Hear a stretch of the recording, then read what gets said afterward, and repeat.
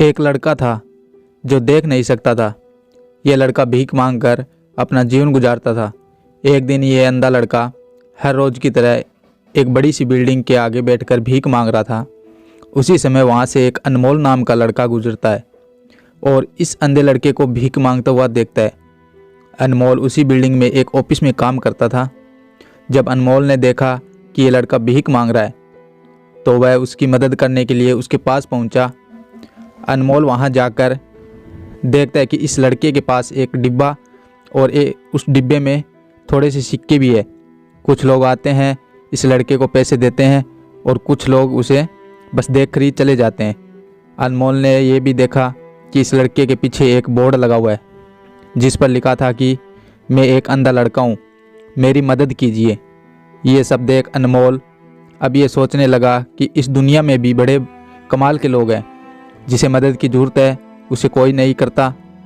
उस बोर्ड पर जो लिखा था उसे वो मिटा देता है और उसकी जगह पर और कुछ लिख देता है। अब अनमोल कुछ पैसे उस डिब्बे में रखता है और ऑफिस की ओर बढ़ता है। फिर अनमोल ऑफिस पहुंचता है और हर रोज़ की तरह अपना काम करता है। शाम को जब वो ऑफिस से अपने घर जाने के लिए निकलता है तभी उसे वो अंधा लड़का याद आता है। वो ये सोचता है कि मैं एक बार घर जाने से पहले उस लड़के को देख लूं, मेरे लिखने की वजह से उसके जीवन में कोई बदलाव आया कि नहीं। वो अब उस अंधे लड़के के पास जाता है। उसके पहुंचते ही वो लड़का खड़ा हो जाता है। वो कहता है कि भैया, मैंने आपको आपकी आने की आहट से पहचान लिया।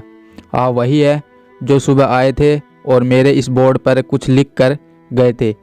मैं आपको सिर्फ इतना पूछना चाहता हूँ कि आपने ऐसा क्या लिखा था इस बोर्ड पर कि जो भी आता यहाँ से गुजरता वो मुझे कुछ ना कुछ देख कर ही जाता। अनमोल ने कहा कि मैंने जो तुम्हारे बोर्ड पर लिखा हुआ था उसे मिटा दिया।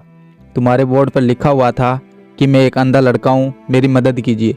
मैंने उसको मिटा दिया और ये लिख दिया कि आज का दिन बहुत खूबसूरत है, लेकिन मैं इसे देख नहीं सकता। हम ये बड़ी आसानी से समझ सकते हैं कि पहले जो लिखा था और बाद में अनमोल ने जो लिखा उसमें काफ़ी अंतर था। अनमोल ने जो कुछ भी लिखा था वो एक नई सोच थी और ये लाइन पढ़ने वालों में भी पॉजिटिविटी फैला रही थी। इसलिए लोग इस लड़के को कुछ न कुछ देकर ही जाते। अगर हम हमारे सोचने का तरीका बदल देते हैं तो हमारी ज़िंदगी।